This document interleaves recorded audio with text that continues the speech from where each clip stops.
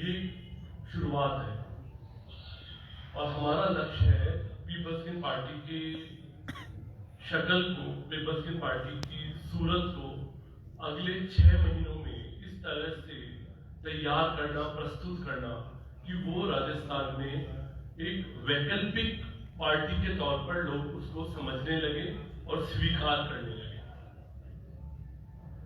दोस्तों, अपनी बात की शुरुआत में बहुत पुरानी कहानी से करना चाहता हूं, क्योंकि आज के हालात, अभी उपाध्यक्ष महोदय बोल रहे थे नायक की 70 सालों का जो इतिहास है, हमारे पुराने साथी भानु खोरवाल जी, हमारे एडवोकेट कपिल साहब, गौरव साहब हालात पर बता रहे थे, बुरे हालात पर, बद से बदतर होते हालात पर बता रहे थे। तो साथियों, 1931 हमारे देश के राष्ट्रपिता महात्मा गांधी, जो कि उस समय पर आंदोलन की अगुवाई कर रहे थे, अंग्रेजों से हम आजादी लेने की कोशिश कर रहे थे, और उस आंदोलन की अगुवाई करते करते उनको ब्रिटेन के महाराजा ने, ब्रिटेन के बादशाह ने, जॉर्ज पंचम ने वार्ता के लिए इंग्लैंड में बुलाया और 1931 में महात्मा गांधी वहां पहुंचे और महात्मा गांधी को बताया गया कि वार्ता करने से पहले जब आप बादशाह से मिलते हैं तो बादशाह की अदब के लिए आपको ड्रेस प्रोटोकॉल है, आपको सूट पहनना होता है, कम से कम 3 पीस कानून है, गाउन पहनना होगा, आपको जूते पहनने होंगे और हैट लगानी होगी। This is the rule. इतना पहन के ही आप बादशाह के सामने जा सकते हैं, क्योंकि बादशाह से जो भी मिलने आता है, भले वो जापान से आए, भले वो अमेरिका से आए, इसी तरह से मिलते हैं।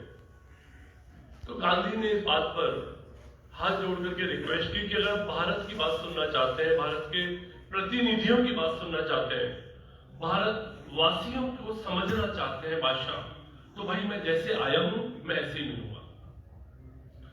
गांधी जब ये बात कर रहे थे तो उन्होंने एक लंगोटी लगा रखी थी। हल्की सर्दी का मौसम था, नवंबर के पहले सप्ताह में इंग्लैंड में हमसे करीब 5 से 10 डिग्री ज्यादा तापमान होता है, अभी जैसा तापमान रहा होगा शायद। तो एक लंगोटी लगाई हुई थी, ऊपर से बटन खुला था और जो मिलने आया था, समझाने आया था कि आप किस तरह से हमारे साथ तैयार होकर चलें, उन्होंने माफी मांगी कि मैं ऐसे ही जाऊंगा और मजबूर होकर के, क्योंकि बादशाह की मीटिंग थी और बादशाह, अच्छा उससे पहले वहां एक सनसनी पैदा हो चुकी थी। सनसनी का मेरा तात्पर्य है कि वहां के बड़े बड़े लोग, वहां की बड़ी पावर्स, वो गांधी से मिलने के लिए लालायित हो रहे थे। आइंस्टीन गांधी से मिले थे और ये Bernard Shaw, George Bernard Shaw बहुत बड़े उपन्यासकार और लेखक है, वो उनसे मिले थे। बहुत फेमस जो हॉलीवुड के एक्टर थे उस समय के, चार्ली चैपलिन उनसे मिले थे। तो गांधी मीडिया में छाया हुआ था, तो बादशाह इनकार नहीं कर सकते थे और मजबूर होकर बादशाह ने मिलने को हाँ किया। जब बादशाह से गांधी की बात हुई और गांधी बाहर लौट करके आए, तो बाहर लौट कर आने के बाद मीडिया ने उनको घेर लिया और मीडिया ने उनसे पूछा कि आपको नहीं लगता बहुत कम कपड़ों में मिले हैं? बादशाह की शान के अंदर आप मिलने गए हैं और आपको नहीं लगता काफी कम कपड़ों में मिले हैं? वो गांधी को क्रिटिसाइज करना चाहते थे। तो गांधी ने कहा नहीं, ऐसा नहीं है कि मैं कम कपड़ों में मिला हूं। मेरी मुलाकात बादशाह से थी और बादशाह ने इतने ज्यादा कपड़े पहने थे कि मेरे और उनके दोनों के मिला के पर्याप्त थे। जितना उन्होंने पहना था अतिरिक्त और जितना मैंने पहना था कम, मिला करके बराबर था। और ये मेरे देश की कहानी है। हिंदुस्तान के लोगों के पास इतना कम है और अंग्रेज के पास इतना ज्यादा है एक्स्ट्रा, तो दोनों मिला के पूरा है, उसको हमें बराबर करना है। और बराबर करने की बात करने में बादशाह के पास गया था, बताने गया था कि तुम्हारा जो 3 पीस का बाहर वाला पीस है, ये तुम्हारा नहीं, ये हमारा है, ये हमको चाहिए, ये हिंदुस्तान को चाहिए, ये हिंदुस्तान की जनता को चाहिए। और दोस्तों, दुख की बात यह है कि आज 80 बरस के बाद या 90 बरस के बाद जब यहां इस हॉल के अंदर हम बातचीत कर रहे हैं, कपड़े का वो हिस्सा अभी भी भारत वालों को नहीं मिला। कपड़े का वो हिस्सा आज भी गांव में रहने वाले, ढाणियों में रहने वाले, खेती करने वाले, शहरों के अंदर मजदूरी करने वाले, ऐसे लाखों करोड़ों लोगों को आज भी मिलना बाकी है। और दूसरी तरफ अंबानी और अडानियों के पास दौलत का अंबार पटा पड़ा है। आप देख रहे हैं हर दिन करोड़ों रुपया कमाते हैं, हर दिन वो घूमने जाते हैं, पिकनिक मनाने जाते हैं, तो अगले दिन जब लौट करके आते हैं तब भी उनका बैंक बैलेंस पहले से 5% ज्यादा होता है। तो गरीब का वो हिस्सा, गरीब की वो कमजोरी, गरीब की वो जरूरत आज भी उतनी ही है जितनी गांधी ने 1931 में बादशाह से बात करते समय बोली थी। तो दोस्तों, लड़ाई आजादी की तो हमें मिल गई, हम आजाद तो हो गए, लेकिन लड़ाई हमारी बाकी रह गई है, संघर्ष हमारा बाकी रह गया है। और ये जो बराबरी की बात कर रहे हैं हम बार बार, पीपल्स ग्रीन पार्टी एक बात बोल रही है, बराबरी और खुशहाली। अब यकीन मानिए, सबसे पहले मैं मेरे लिए कह रहा हूं, मुझे चुनाव नहीं लड़ना। और यकीन मानिए, आपको हमने एक संकेत दिया है, आप प्रदेश कार्यकारिणी के सदस्य हैं, हम आपको प्रदेश की कार्यकारिणी में लेना चाहते हैं। और प्रदेश की कार्यकारिणी आखिर में 1000 लोगों की होगी। ये हमने शुरुआत की है। तब 6 महीने बाद कार्यकारिणी की बैठक जयपुर में बुलाई जाएगी, उस दिन 1000 कार्यकर्ता होंगे जो मिलकर के राजस्थान की कहानी को एक नई दिशा और एक नई दशा देने का रास्ता तय करेंगे, एक रोड मैप बनाएंगे। उन 1000 लोगों में से अगुवाई करने वाले 100 साथी मेरे सामने अभी विराजे हुए हैं। तो दोस्तों, मैं आपको ये बता देना चाहता हूं कि ये एक शुरुआत है और हमें मिलकर के आगे बढ़ना है, हमें एक लंबी लड़ाई लड़नी है। आपने इस बात को अच्छी तरह से देखा है कि पिछले सालों में हम आजाद तो हो गए, 70 बरस हुए और हम आजाद हो गए। हमें खुशी है इस बात की कि हम आजाद मुल्क के लोग हैं, लेकिन हमें आजादी मिली है, हम वास्तव में आजाद नहीं है। आज भी हमें कंट्रोल किया जा रहा है। देखिए, अंग्रेजों के टाइम पर भी जब अंग्रेजों का शासन था, अब यकीन मानिए कि ऐसा नहीं कि अंग्रेज के शासन के समय पर हमें बिल्कुल भी अधिकार नहीं था। अगर कोई आपको ये कहता है तो गलत समझाना चाहता है। ये ग्रेजुअल आजादी आई है। 1911 में एक एक्ट आया, 1921 में दूसरा एक्ट आया, 1931 में तीसरा एक्ट आया, लगातार एक्ट आए। 1935 में आखिरी एक्ट आया। जो सामाजिक ज्ञान के, जो सोशल साइंस के स्टूडेंट्स वो जानते हैं कि हमारी आजादी 1781 में पहला कानून आया था। 1785 में पहला कानून आया था पिट्स एक्ट, 1781 के अंदर रेगुलेटिंग एक्ट। तो ये कानून लगातार आ रहे हैं, लगातार बिल आ रहे हैं, देश को थोड़ा थोड़ा आपको अधिकार दिया जा रहा है। और उसी तरीके से नेहरू और बीजेपी, इन दोनों की जो पार्टी है, वो भी धीरे धीरे धीरे आपको, जैसे एक प्यासा इंसान है, उसको प्यास लगी है, जब वो तड़फता है, मरने लगता है, तो उसके मुंह में पोलियो ड्रॉप की तरह थोड़ी पानी डाल दिया जाता है कि लोग थोड़ा विकास कर दिया, खुश रहो, हमें पोलियो। तो भाई, ये जो पोलियो ड्रॉप वाला जो विकास है ना, ये हमें नहीं चाहिए, हमें एकदम से विकास चाहिए। देखिए, 1978 तक भारत और चाइना दोनों करीब करीब बराबर डेवलप थे। आप पुरानी फिल्में देखेंगे, अगर ब्रूस ली की चाइना की, तो आप देखेंगे कि चाइना की गलियां, चाइना के नगर, चाइना की सुविधाएं, वो किसी भी मायने में बाहर से बेहतर नहीं है। लेकिन पिछले 35 वर्षों के अंदर अगर आप चाइना को देखेंगे तो आज चाइना न्यूयॉर्क को टक्कर दे रहा है और बहुत जल्दी चाइना न्यूयॉर्क को पछाड़ भी सकता है, इसकी संभावना है। तो आप जापान को देखिए, आप कोरिया को देखिए, आप ताइवान को देखिए। हमारे बुजुर्गों ने हमें कहा कि भाई, मुल्क बनने में वक्त लगता है।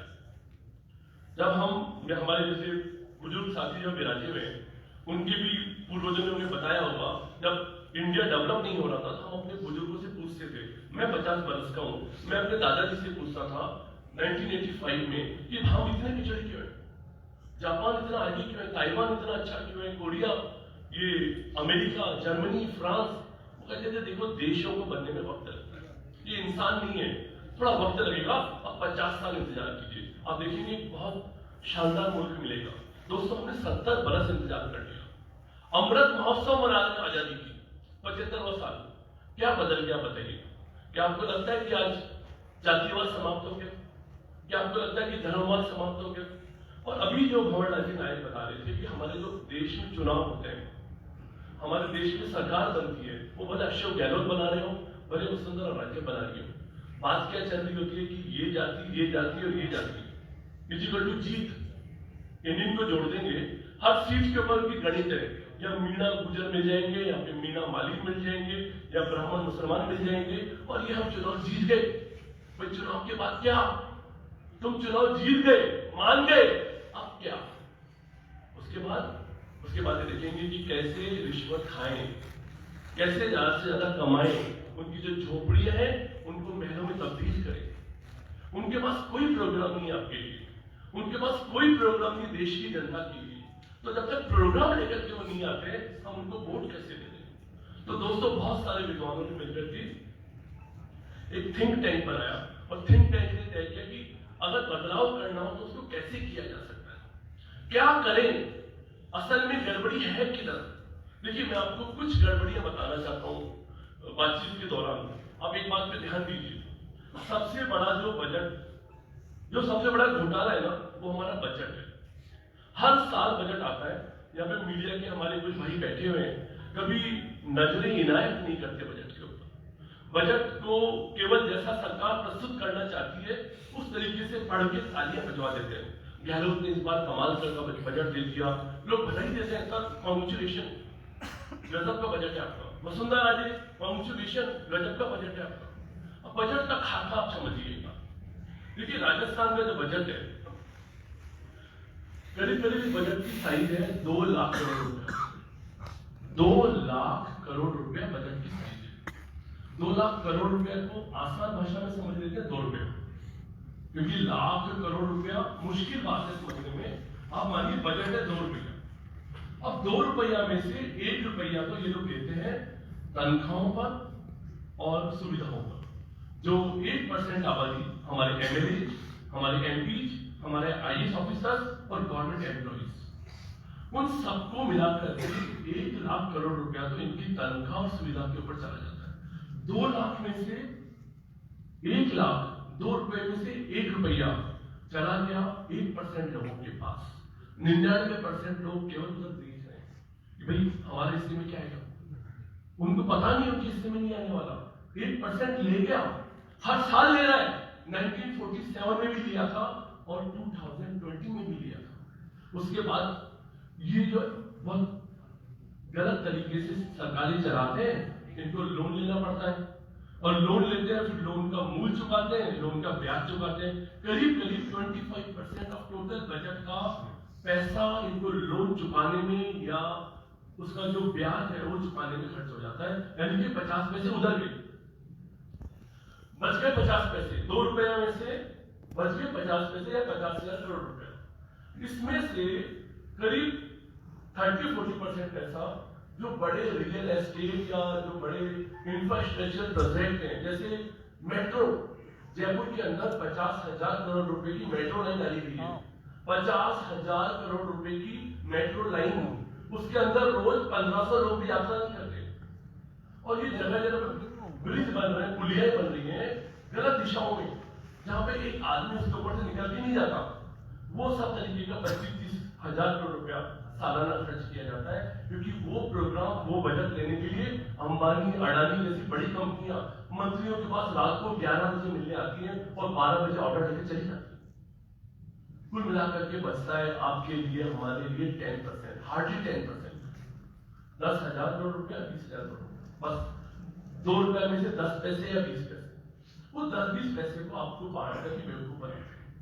लिखेंगे 1 पैसा विकलांगों को, आधा पैसा बुड्ढों को, 1.5 पैसा किसानों को, आधा पैसा अल्पसंख्यकों को, सब खुश हो रहे हैं। अल्पसंख्यकों के नेता निकल करके जाते हैं माला पहनाने, आपने हमको 200 करोड़ दिए, थैंक यू।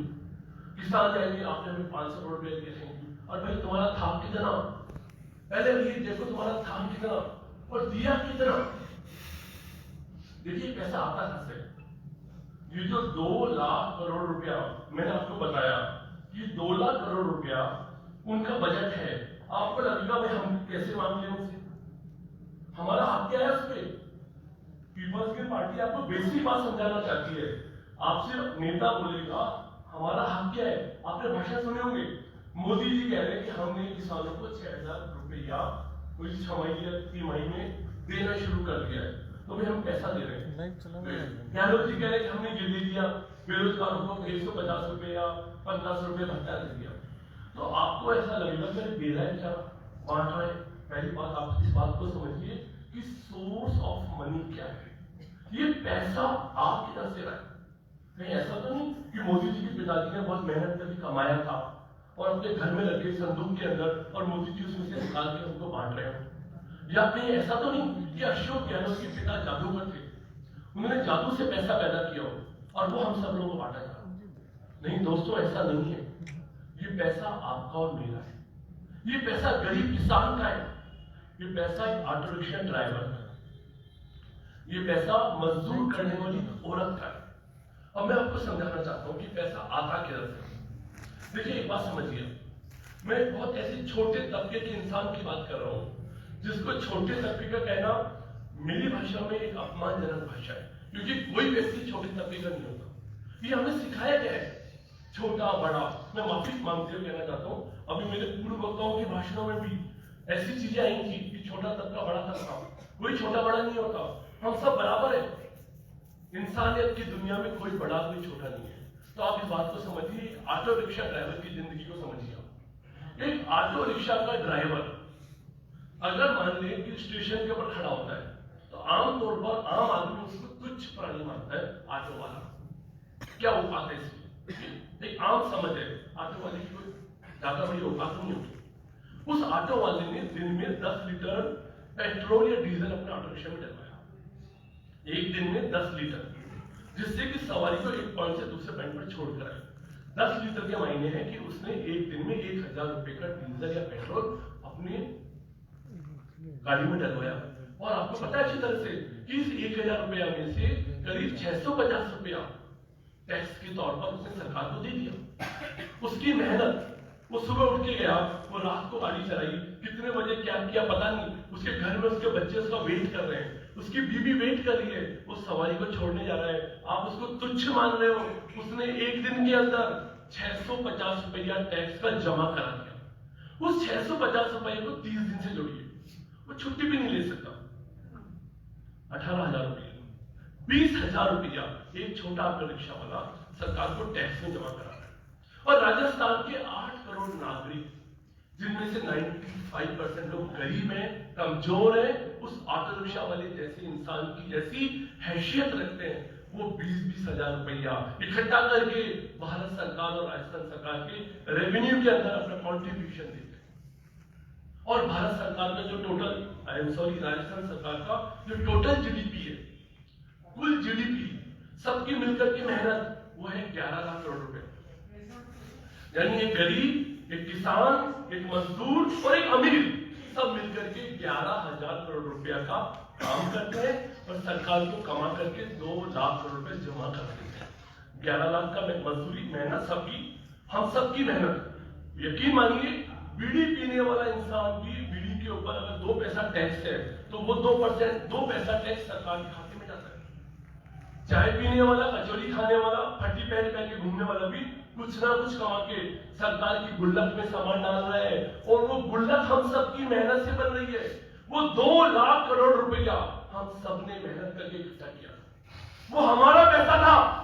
और हम में से 1% लोगों को आधा बांट दिया, बाकी बचा हुआ मैंने बताया पुराना ब्याज चुका दिया, बाकी बचे हुए पैसे में से रियल एस्टेट जो 10-20 बड़ी कंपनी है उनको डिस्ट्रीब्यूट कर दिया। यानी कि हमारा 90% पैसा, आपकी जेब का 90% पैसा, ऐसा पैसा जिस पर आपका हक था, ऐसा पैसा जिस पर गरीब का हक था, ऐसा पैसा जिस पर मध्यम वर्गीय का हक था, ऐसा पैसा जिस पर आम इंसान का हक था, उसके पैसे का 90% पैसा उन्होंने खुर्द बुर्द कर दिया, उन्होंने घालम पेलम कर दी, उन्होंने अपनी छोटी छोटी रिश्वत के लिए, छोटी छोटी बेईमानी के लिए हम सबके घरों को लूटा, हम सबके घरों में डाका डाला, हम सब लोगों के साथ बेईमानी करी, हमें बदहाली में छोड़ दिया, हमें बुरी हालत में छोड़ दिया, और वो हमारा पैसा छीन गए, खा गए, हमें वो पैसा निकाल गए, वो 90% पैसा। वो 90% पैसा जो मेरा है, जो तुम्हारा है, वो पैसा लेकर के आना है। आपको इस बात को समझना होगा कि देखिए जो देश है, ये देश किसका है? इस देश की जमीन, इस देश का पानी, इस देश की सारी संपदाएं वो किसकी है? हमारी। वो हमारी है, वो हम सबकी है। इसीलिए पीपल्स पार्टी नारा लगवाती है और वो नारा मैं आप लोगों से भी लगवाना चाहूंगा।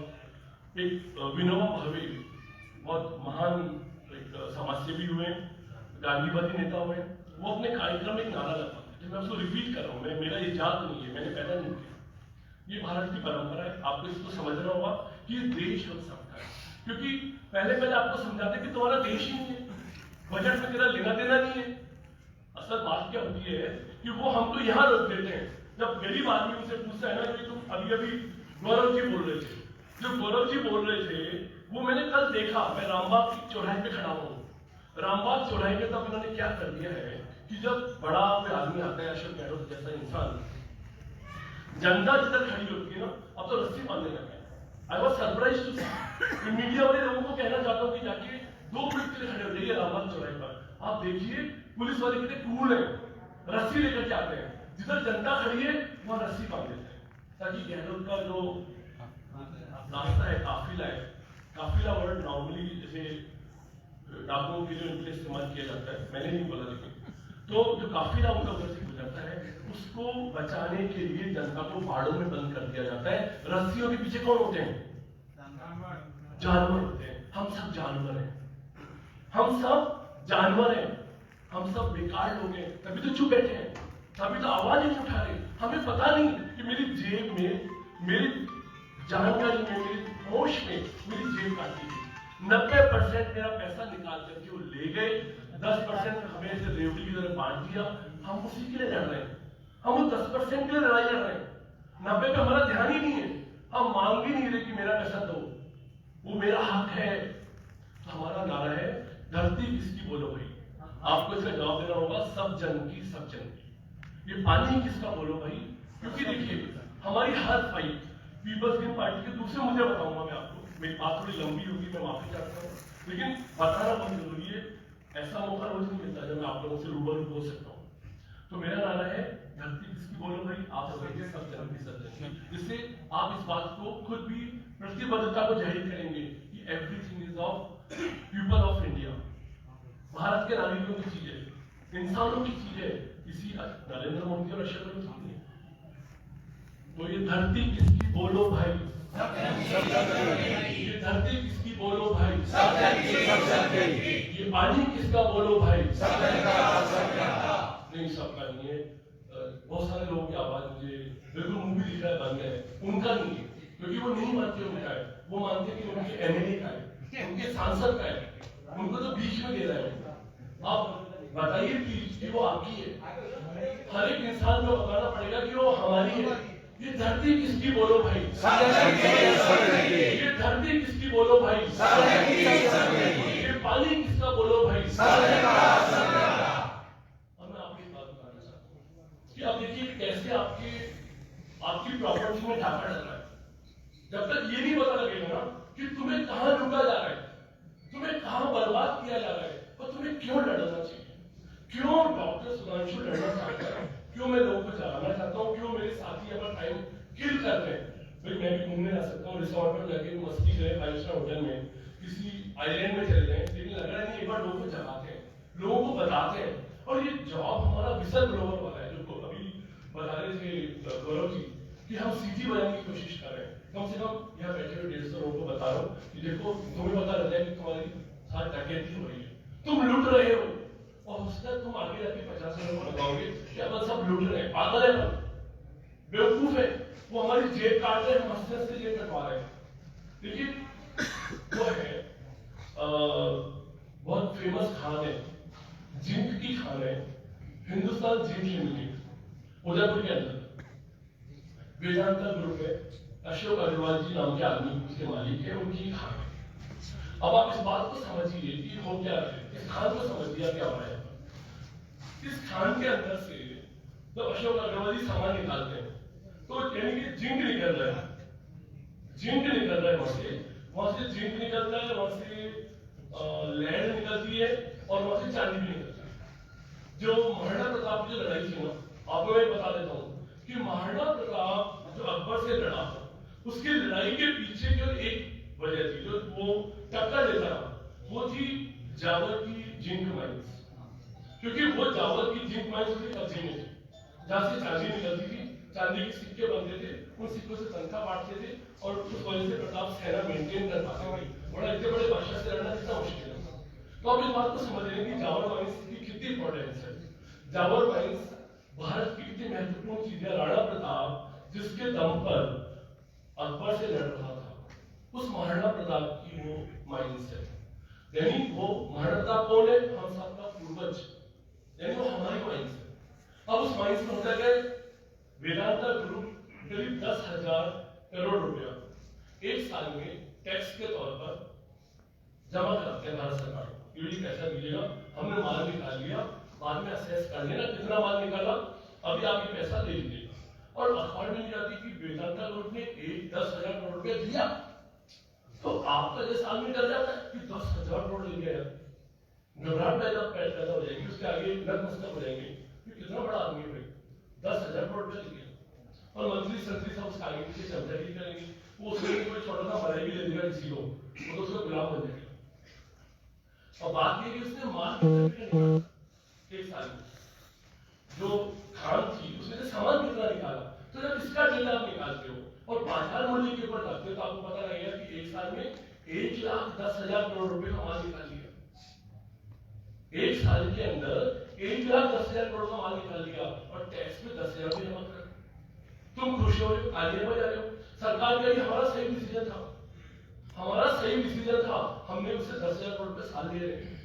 सरकार ये नहीं बता रही हम उसको 1,10,000 करोड़ का जिंक बेच दे रहे हैं। ये आपको नहीं पता होगा किसी को भी। टैक्स का रिपोर्ट आता है, माल कितना निकाल के भारत से बाहर ले गया, ये किसी को भी नहीं पता लगेगा। तो आपको इस बात को समझना होगा, जब वो माइंस किसकी है, वो माइंस आपके पुरखों की है। अभी बात चल रही थी धरती किसकी, बोलो भाई, आपने कहा कि सब जन की, यानी आपकी भी है। तो वो जो 1,10,000 करोड़ का माल निकला, किसका निकला? वो हम सबका निकला। और हमें मिला क्या? 10,000 करोड़। मान लो वो पैसा सरकार में गया, हमारा पैसा गया। तो आप एक बार बताइएगा कि तुम्हारे घर पर अगर कोई लॉकर है, लॉकर में चांदी रखी हुई है, उसमें से कोई आदमी हर साल 1 लाख रुपए की चांदी निकाल ले और आपको 10,000 रुपए लेके चला जाए, तो क्या राजी राजी ले लोगे? क्या दे दोगे? क्या धंधा कर लोगे? क्या तुम्हारी लॉकर, यानी वो खान क्या है? हमारी लॉकर है, उसके अंदर रखा हुआ सामान हमारे बाप दादाओं का है, हमें दिया गया है हमारे लिए, हमारे आने वाली पीढ़ियों के लिए। और हम उसको दे रहे हैं कैसे? 10,000 रुपए के बदले में 1 लाख कमा देगा और खुश हो रहे, उसकी गुलामी कर रहे। तो इस तरह से हमारे देश का जो आर्थिक जो ढांचा है, वो समझ सकते हैं कि हमारे फिजिकल रिसोर्स जब अंबानी में बेचे जाते हैं 4G और 5G, जब इस तरह की जिंक और कॉपर बेची जाती है, ये इतना ज्यादा पैसा है, इतनी बड़ी संपदा है कि भारत को गरीब होने की कुछ जरूरत नहीं। भारत के लिए दुनिया के सारे अर्थशास्त्री एक लाइन बोलते हैं, एक लाइन कि भारत एक अमीर मुल्क है और भारत में रहने वाले लोग गरीब हैं। ये सच्ची लाइन है, ये लाइन मैंने नहीं बनाई है, ये दुनिया के अर्थशास्त्री बोलते हैं कि अमीर मुल्क के गरीब निवासी आप सब लोग एक अमीर देश के नागरिक हो, लेकिन आप गरीब हो। क्यों गरीब हो? क्योंकि तुम्हारे आका, तुम्हारी सरकार वो चोर है, बेईमान है, तुम्हारा मैनेजर बेईमान है, वो आपके पैसे में से बेईमानी कर रहा है, घोटाला कर रहा है, आपको धोखा दे रहा है। पर जब तक हम सही तरीके से जागेंगे नहीं, हम इस घोटाले को बंद नहीं कर पाएंगे। ऐसे बहुत सारे मसले हैं, वही वाली बातें जो अभी नायक साहब बोल रहे थे, पूरे दिन बात करेंगे, एक एक मसला उठाएंगे, बिजली में ऐसे घोटाला हो रहा है, पानी में ऐसे घोटाला हो रहा है, घोटाला की पहाड़ है। अब दोस्तों इस बात को आप जानते हैं, रोजमर्रा की जिंदगी में आप खुद रोज अपमानित होते हैं सरकार से। आपको पता है कि हमारे यहाँ पर इंसान की कोई वैल्यू नहीं है। 2 तरीके के लोग हैं, देखिए कुछ लोग वीआईपी हैं और बहुत ज्यादा लोग बीपीएल हैं। ये हमारे देश में जब कह रहे थे ना कि हम एक ऐसा देश बनाएंगे, कॉन्स्टिट्यूशन में लिखा वर्ग विहीन समाज, ये उन्होंने लिखा। आज क्या कह रहे हैं, नया वर्ग बन गया वीआईपी। सुप्रीम कोर्ट ने भी आरोप कर दिया कि जब वीआईपी किसी रोड से जाएगा, सर ने बताया काफिला, वो काफिला जाएगा तो उसको रास्ता बंद करने की रहेगी। एक अलग क्लास है वीआईपी, और बहुत सारी ऐसी क्लास है जो पूरी जिंदगी ऐसे हाथ करके खड़ी रहेगी, वो जो पास में चले जाएंगे।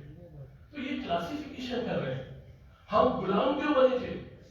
1000 साल पहले हम लोग गुलाम क्यों बने थे? क्योंकि हम बटे हुए थे, हम डिवाइडेड थे। आजादी की लड़ाई ने हमें सिखाया कि पढ़ना नहीं है, हम सब एक हैं।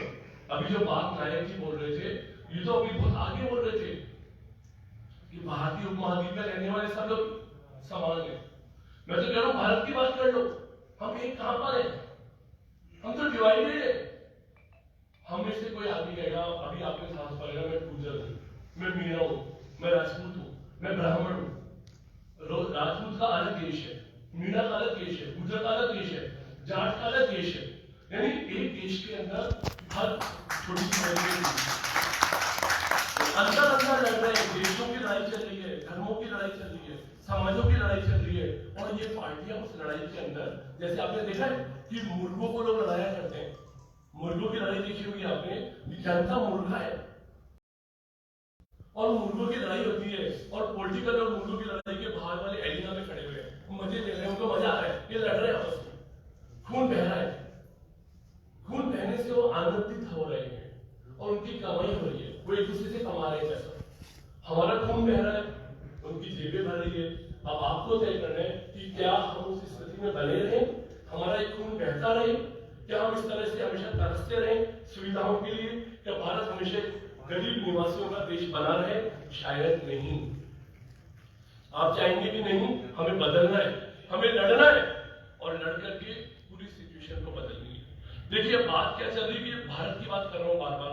आप बोलोगे सर इस हॉल के अंदर बैठ के आप क्या बदल लोगे? ये मुट्ठी भर लोग कहां बदल लेंगे? ये बात बार बार आती है। मेरे ऐसे साथी बैठे हैं जो मुझे रूबरू जब मिलते हैं मुझे बताते हैं कि उनसे जीतना मुश्किल है। बीजेपी वाले बाहुबली हैं, धनबली हैं, उनसे जीतना मुश्किल है। कांग्रेस वाले भी बाहुबली और धनबली है। लेकिन दोस्तों ऐसा नहीं है। ये हमें गलत सिखाया गया है, पीढ़ियों ने हमें गलत सिखाया है, हमारे पूर्वों ने हमें गलत सिखाया है कि हम जीत नहीं सकते। अब तो छोटी सी कहानी आपके सामने उपस्थित है। रावण इतना महान और इतना पावरफुल रहा था, रावण को कौन नहीं जानता? रावण की महिमा में पूरा चैप्टर लिखा है, लंका कांड, वाल्मीकि ने, बहुत पावरफुल आदमी है, कोई हरा ही नहीं सकता। शिव जी का आशीर्वाद उसके पास, इंद्र का आशीर्वाद उसके पास, विष्णु का आशीर्वाद उसके पास। आप बताइए रावण जब महाबली इंसान, और किससे हारा? किससे हारा? वो वानरों से हारा। उसकी लड़ाई किससे हुई थी? वानर सेना से। राम तो केवल एक प्रतीक थे, राम तो प्रतीक थे। एक आदमी कितना लड़ेगा? आप सोचिए उसकी सेना में कौन लोग थे। लेकिन वो सब लोग डेस्परेट थे लड़ने के लिए, वो सब लोग जीतने के लिए डेस्परेट थे। एक कहानी वो सुनाना चाहता हूं, ये वाली बात आपको फिर बताना चाहता हूं। देखिए रावण ने जब पता लगा कि भाई कोई राम आ गया और बंदरों को लेकर के आ गया, बंदर और भालू, पहले बोले थे बंदर भालू मुझसे कहां लड़ेंगे, अब बंदर भालू से भी लड़ेंगे। हंस रहे थे, मजाक उड़ा रहे थे कि क्या वक्त आ गया, बंदर भालू से लड़ना पड़ेगा, है ना। तो 2-4 लोग भेजे, पता लगा क्या हो कि भाई ऐसा तो नहीं कि कह तो रहे हो बंदर भालू और अंदर कोई छुपे हुए बंदे हो, पता लगा क्या हो। तो सब वहां पर इनके जासूस गए। तो जासूस गए, जासूस ने एक बंदर जो है वो कसरत कर रहा था, लड़ाई की तैयारी थी ना, कसरत कर रहा था। तो एक जासूस ने पूछा भाई आपका नाम क्या है? तो उसने कहा मेरा नाम है दशग्रह हंता,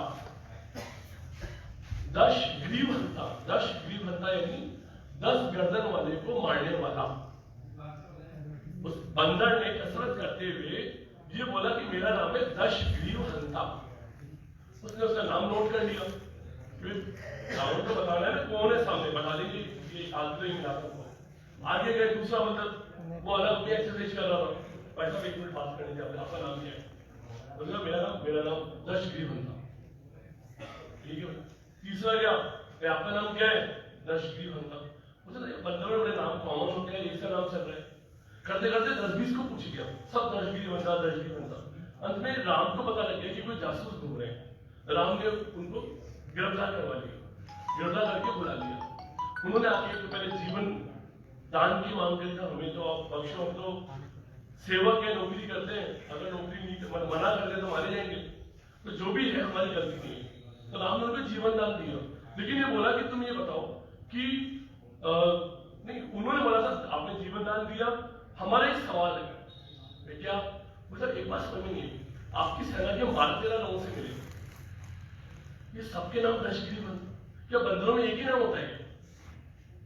फिर राम ने बताया कि आप कुछ मिस्टेक कर गए, ये उनका लक्ष्य है, जो उन्होंने बोला है ना, ये उनका लक्ष्य है, ये उनका टारगेट है, ये उनके जीवन का ऑब्जेक्ट है, ये उनका सोच है।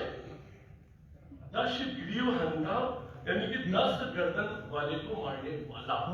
हर एक इंसान के अंदर ये उबाल है कि उसको मैं मारूंगा, उसको मैं मारूंगा, तो तुम्हें देखना है, आपको समझना है। पीपल्स की पार्टी के मंच पर एक खास बात आप नोट कर सकते हैं, खास बात कि पीपल्स की पार्टी में इधर तो लोग बैठे हुए हैं, लेकिन इधर कोई बैठा हुआ है। ये एक संकेत है, ये हमारी सीधी सादी हमने प्रस्तुत किया है आपके सामने, प्लान वे में किया है। मेरे साथी अभी भाषण देखे गए, अभी एडवोकेट कपिल, भानु कोटवाल, नसीम अंसारी आपके सामने बोल रहे थे। राष्ट्रीय कार्यकारिणी है 10 लोगों की, लेकिन हमने जगह खाली छोड़ी हुई, ये जगह आप लोगों के लिए, आपको अपनी ताकत दिखानी है, आपको मेहनत करनी है, ये जगह पे मैं भी बैठने का हकदार नहीं। कपिल शर्मा ने भी आपको बताया, कपिल शर्मा ने आपको बताया कि आंतरिक लोकतंत्र, हमें अंदर से लोगों को तैयार करना है, और फिर धीरे धीरे हमारा काम क्या है, हमें कुछ प्रेरक लोग हैं, तैयार कर रहे हैं आप लोग, हम नीचे से तैयार करते हैं, ऊपर तक ढांचा ले आएंगे, और ऊपर तक ढांचा लाने के बाद जिस दिन इधर और इधर दोनों तरफ हम लोगों को बैठा देंगे, हमारा काम पूरा हो जाएगा, हम यहाँ से विदा।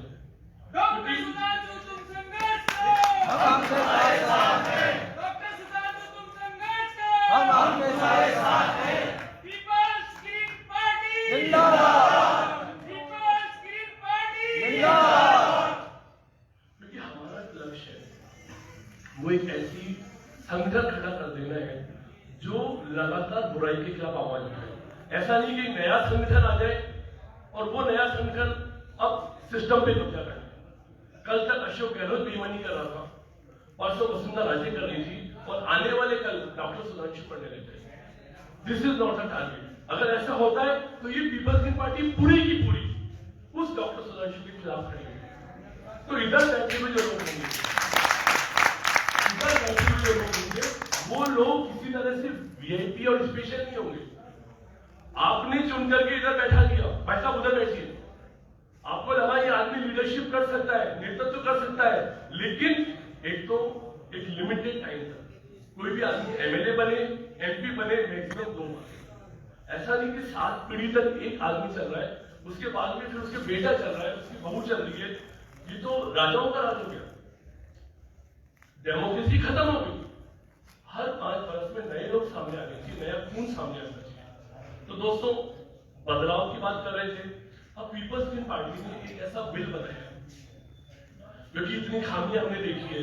अब बात यह है कि भाई कैसे ऐसा करें कि राजस्थान को बदल सके। जब मैं आपको बोल रहा था कि देश बहुत बड़ा है और देश को बदलना निश्चित तौर पर बड़ी बात है, तो हमने तय किया कि देश को बदलने की जगह पर पहले हम अपने राज्य को बदल दें। अगर हम राजस्थान को बदल देते हैं, अगर राजस्थान में वो सारी खामियां जो मैंने आपको बोली, उन खामियों को निकाल देते हैं, अगर मैं राजस्थान के बजट को बदल सकता हूं, तो देश का बजट तो अपने आप बदल जाएगा। हमारे साथी यहां बैठे हुए हैं, एक मिस्टर भाटी हैं, इन्होंने एक मछलियों का पॉन्ड डाला, मछली पालन का काम करते हैं। एक पॉन्ड डाला तो इनको देख के 40 पॉन्ड खुल गए। इनको प्रचार करने की जरूरत नहीं है, आप एक अच्छा काम करोगे, आपके पीछे पीछे 500 आदमी चले जाएंगे। आप राजस्थान को बदल दीजिए, आप राजस्थान को बदल दीजिए, पूरा देश खुद में खुद अपने आप बदल जाएगा।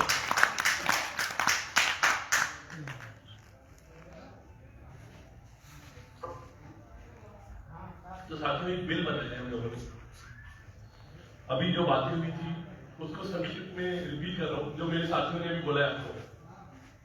देखिए, पहले लड़ाई करने के लिए हमें एक संगठन बनाने की जरूरत है, और संगठन का हमने निर्णय लिया है कि हर एक विधानसभा में हमारा कोई रोल होना नहीं चाहिए, कोई आला कमान, कोई हाई कमान नहीं होगा। एक विधानसभा ही अपने आप में परिपूर्ण होगी। जैसे गांधी ने बोला कि गांव को अगर आजाद करना है तो गांव को आप आर्थिक तौर पर मजबूत कर दीजिए। तो हमने तय किया कि क्योंकि हमारा सिस्टम ऐसा है कि 200 विधानसभा है, अगर 200 विधानसभाओं को हम आर्थिक रूप से सक्षम, मजबूत और आजाद बना दें, उनको जरूरत ना हो किसी दूसरे क्षेत्र की, तो हमने सबसे पहले तय किया कि हम एक विधानसभा में 100 लोगों की एक जनता का मोर्चा, एक ग्रुप बनाएंगे, जनता का मोर्चा। और वो जनता का मोर्चा है, वो पीपल्स इन पार्टी का मोर्चा नहीं है। चाहते तो हम नाम रखते पीपल्स इन पार्टी का मोर्चा, लेकिन कल को पीपल्स इन पार्टी भी गलती करेगी ना, वो गिरबान पकड़ लेंगे उसका भी, भैया गलती नहीं बर्दाश्त करेंगे, क्योंकि हमें लड़वाना है। गुरु गोविंद सिंह ने बोला था, आपको ध्यान होगा, कि मैं चिड़ियों को ऐसे तैयार कर दूंगी जो बाजों से लड़ सकती।